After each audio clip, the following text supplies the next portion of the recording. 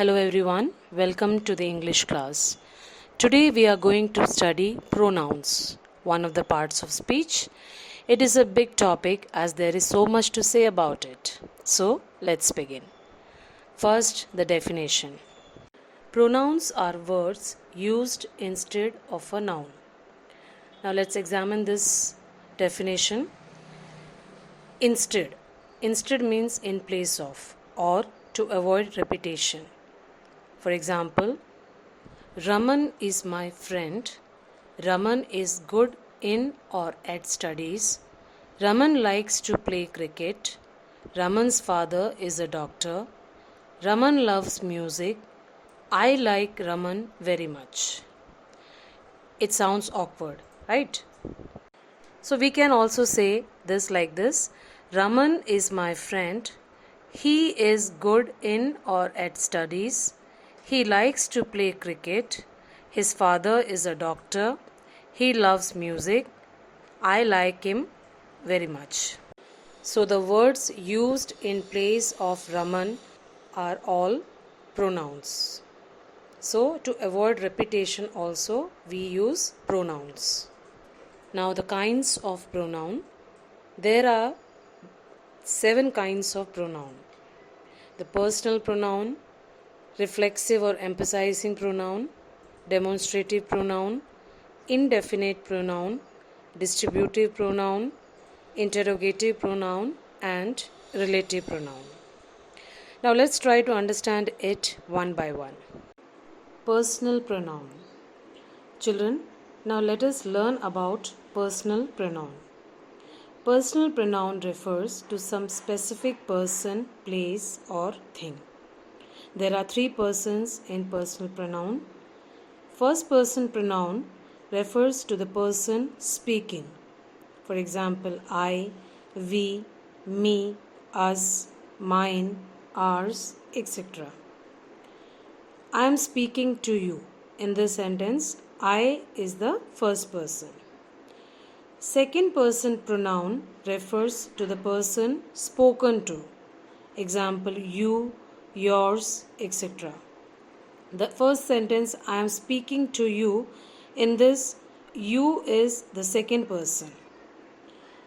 Third person refers to the person or thing spoken about. Example, he, she, him, hers, they, them, their, it, etc.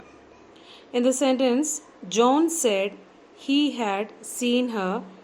He and her are the third person. This chart will help you to understand personal pronoun precisely. Reflexive pronouns.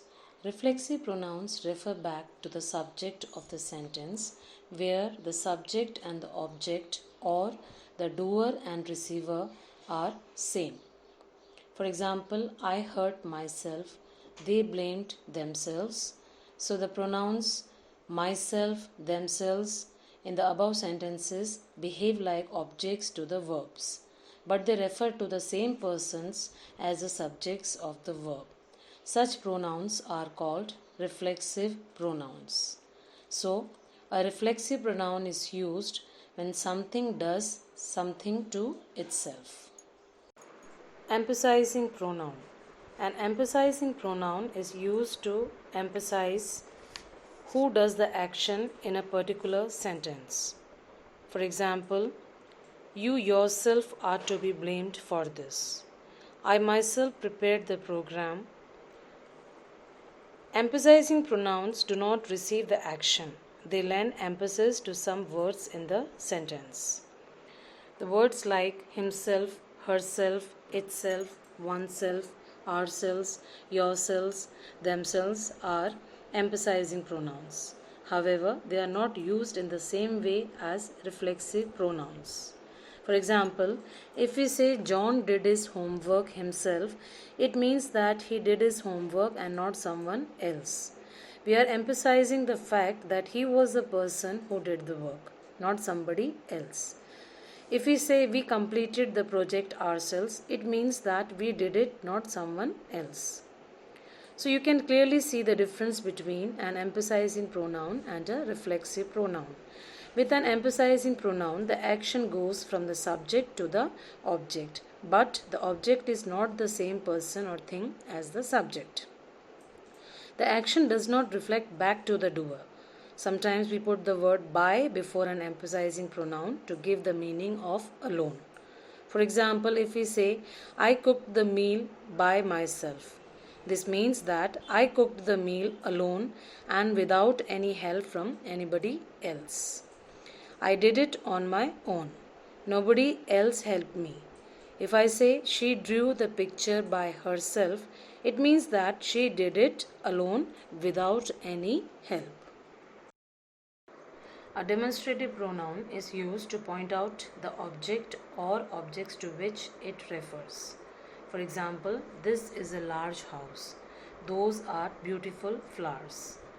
In the above sentences, this and those are demonstrative pronouns. Demonstrative pronouns always identify nouns, whether those nouns are named specifically or not. Indefinite pronouns.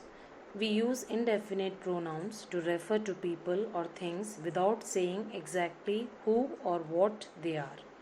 We use pronouns ending in body or one for people and pronouns ending in thing for things. Distributive pronouns. Distributive pronouns are those pronouns which show that persons or things are taken one at a time or in separate group. Each, either, neither, etc. are examples of distributive pronouns. Distributive pronouns are always singular and therefore take a single verb. When they are placed before the nouns, they become distributive adjectives. Interrogative pronouns.